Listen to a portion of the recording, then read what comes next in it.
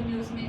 आइए देखते हैं खबरें। मध्य प्रदेश के इंदौर में सबसे बड़ी सोसाइटी इस्लामिया किरमिया सोसाइटी एक बार फिर सुर्खियों में है। संस्था के पदाधिकारी हाजी नासिर खान आदिल खान ने मीडिया से चर्चा करते हुए बताएं कि पूर्व में हुए सोसाइटी चुनाव के बाद से ही आरोप प्रत्यारोप लगाया जा रहे हैं, जहां एक और पदाधिकारी नासिर खान और आदिल खान ने वर्तमान अध्यक्ष इरफान मुल्तानी पर गंभीर आरोप लगाते हुए बताएं कि चुनाव प्रक्रिया के दौरान दिए गए दस्तावेज में कक्षा 10वीं क्लास की मार्कशीट फर्जी है। मुल्तानी जो कि 10वीं फेल बताया जा रहा है, दस्तावेज में 10वीं पास की मार्कशीट लगाकर फर्जी तरीके से अध्यक्ष पद पर कब्जा जमाए बैठे हैं, जिसको लेकर नासिर खान और आदिल खान द्वारा थाना पलासिया पर लिखित शिकायत की गई, जिस पर जांच में मुल्तानी द्वारा फर्जी मार्कशीट सिद्ध हुई, जिस पर नासिर खान आदिल खान द्वारा पूरा मामला कोर्ट के समक्ष रखा गया, जहां पूरा मामला विचाराधीन बताया जा रहा है। वहीं नासिर खान ने बताया कि मुल्तानी द्वारा हजारों बच्चों के साथ खिलवाड़ कर रहे हैं, साथ ही संस्था में करोड़ रुपए का फंडिंग में भी कई प्रकार की धांधली कर रहे हैं। वहीं खान द्वारा बताया जाए कि मुल्तानी परिवार द्वारा सास घाट कर लंबे समय से सोसाइटी पर कब्जा जमाए बैठे हैं। हमें न्यायालय पर भरोसा है कि ऐसे भ्रष्ट पदाधिकारी को न्यायालय उनके विरोध फैसला सुनाएगी और एक न्याय के साथ ही लाखों बच्चों का भविष्य जो कि आज खतरे में है उन्हें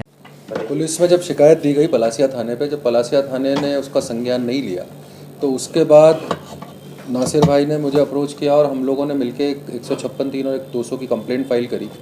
उस 156(3) में हमने कोर्ट से ये मांग करी थी कि इसमें घपला, धोखाधड़ी, फर्जी दस्तावेज पेश होकर और इस तरीके से, क्योंकि जो सोसाइटी के रूल हैं उस रूल के हिसाब से ग्रेजुएट होना ज़रूरी है और किसी भी अध्यक्ष के चुनाव के लिए ग्रेजुएट होना ज़रूरी है, पर जो मार्कशीट्स पेश की गई और जो माध्यमिक शिक्षा मंडल का रिकॉर्ड था उस हिसाब से ये फेल थे।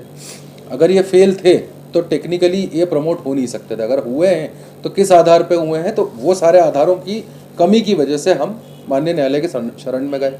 न्यायालय में जब जांच रिपोर्ट पेश हुई तो उस जांच रिपोर्ट में हमको ये मालूम पड़ा कि इसमें कोई इलाहाबाद की हिंदी साहित्य सम्मेलन करके कोई संस्था है जिसकी मार्कशीट्स पेश की गई।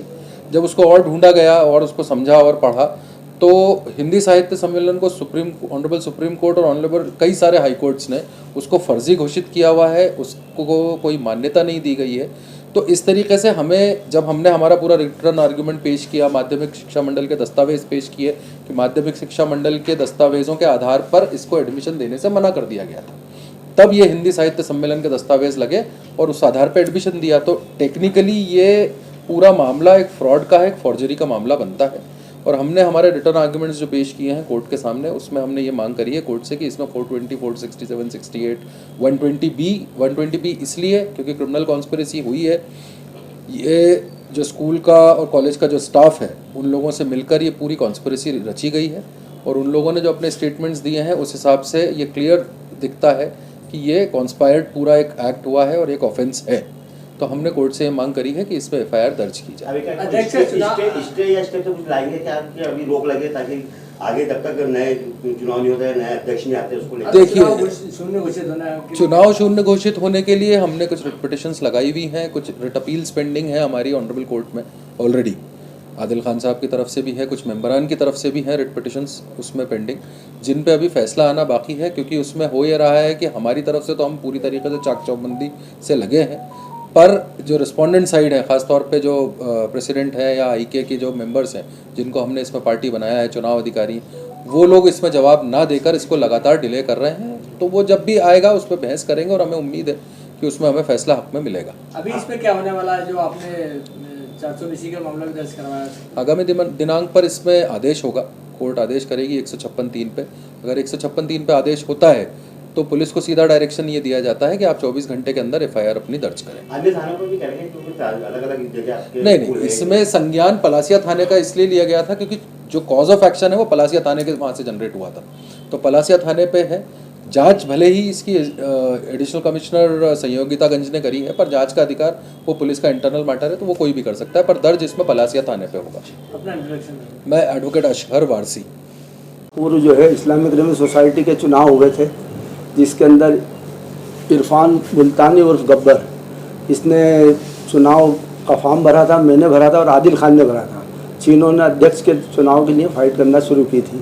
तो वहाँ पर जो चुनाव अधिकारी थे उन्होंने कहा सब अपनी अपनी मार्कशीट ग्रेजुएशन शुरू से लेकर आखिरी तक की दीजिए। हमने अपनी जितने पढ़े लिखे थे उतनी दे दी, आदिल खान ने दे दी पूरी और उन्होंने दे दी। तो वो 10वीं फेल थे। मैंने कहा भाई 10वीं फेल में 10वीं पास हूँ मैं और तुम 10वीं फेल हो, तुम चुनाव लड़ोगे तो मैं क्यों नहीं लड़ सकता हूँ? तो बोले नॉन टर्निंग ऑफिशियल एक्ट के तहत पहले कमेटी रजिस्टर्ड थी पहले ग्रेजुएशन लगता था, तो मैंने अब धारा 73 के तहत जो है फॉर्म सोसाइटी में आ गई, तो कोई भी आदमी चुनाव लड़ सकता है, इसलिए मैंने फॉर्म भरा। तो मेरा फॉर्म उन्होंने रिजेक्ट कर दिया और उसका पास करा। तो मैंने साहब इसकी मुझे कापियाँ दीजिए, सब शिकायत की मैंने वही के वही लिखित में उनको निर्वाचन अधिकारी को, उन्होंने मुझे कुछ नहीं दी। आदिल खान की दे दी उल्टी, जो एक और चुनाव फाइट कर रहे थे आदिल खान, उसकी सारी मार्कशीटें दे दी और इसकी 10वीं फेल की लगा के और उसको अध्यक्ष के लिए नियुक्त करवा दिया। अब इसकी लड़ाई जो चली, तो हमने क्या 156(3) के तहत मैंने कार्रवाई करके वकील साहब को करके कोर्ट में लगाया, साहब इसको अध्यक्ष बनने का कोई अधिकार है नहीं, हक नहीं है, क्योंकि खुद 10वीं फेल है। तो उन्होंने मार्कशीट और तमाम दस्तावेज प्रस्तुत करे, लेकिन उसके अंदर वो सब चीजें नहीं करी जो उनके कहने होना चाहिए असल। और ये जो मार्कशीट पेश करी, ये हाथ की राइटिंग वाली दी है, जबकि स्कूल की मार्कशीट तो टाइप होकर आना चाहिए थी पूरी कंप्लीट। अब नकली चीज नकली होती है तो असली असली होती है, तो उसके लिए न्यायालय गया, न्यायालय ने निर्णय देने के लिए कहा, तो उन्होंने वहां पर भी एक गलती और करी कि जो पहले मार्कशीट पेश करी थी उसकी डुप्लीकेट हम लोगों ने निकलाई थी, तो वो जो है सोयल की है। अब उन्होंने 98 के अंदर खुद के स्कूल में, जिसके अंदर उसके वालिद अध्यक्ष थे, उसी के अंदर 98 में एडमिशन लिया 10वीं के लिए। अब उसके बाद उसी में 11वीं कर ली, उसी में 12वीं करी, उसी में कॉलेज तक पढ़ लिए, क्योंकि वो फर्जी तरीके से अपने काम को करते रहे। और वहाँ जो कर्मचारी है, करामत हुसैन, राठौर, प्रिंसिपल वगैरह जितने भी लोग थे, वो उन्हें सहयोग करते रहे। क्यों? कि उसके वालिद अध्यक्ष और उसके बड़े बाप भी अध्यक्ष थे, और पीढ़ी दर पीढ़ी उनकी अध्यक्षता जो है 25-26 सालों से चली आ रही है। और सभी स्कूलों पे एक छत्र राज है। इस्लामगंज में गर्ल्स कॉलेज पे भी, इस्लामगंज में स्कूल छावनी हाट मैदान में, आजाद नगर में, पलासिया पे और खजराने में जो वर्तमान में स्कूल है उसके ऊपर भी उन्होंने अभी कई CBSE पैटर्न के इसके उसके कई स्कूल शुरू करे, लेकिन मान्यताएं कई चीजों की नहीं है। ये कमेटी भंगी होती है तो अगला आपका स्टेप क्या होगा? कि वर्तमान में अभी अध्यक्ष वही है।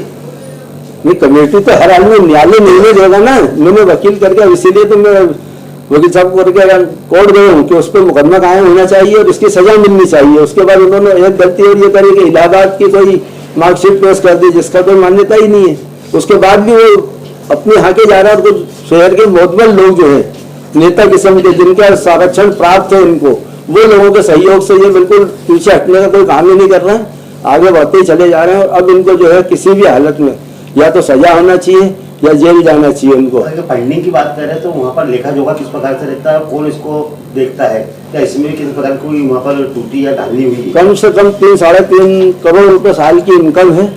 और खर्च के नाम पे तो जो है बहुत कम पैसों वाले टीचर रख रखे हैं उन्होंने, और कई पैटर्न शुरू कर रखे हैं उन्होंने इनकम के लिए, लेकिन खर्च इतना नहीं है और इनकम है अधिक। उसी की ये लड़ाई जो है लड़ी जा रही है, जिससे ये हटना नहीं चाहते। अब जब से इस नई सोसाइटी में गब्बर बैठा है तो ये वो गब्बर के ताप से सब लोग घबराते हैं। जैसे ये भी सब गरीबों को परेशान कर रहा है।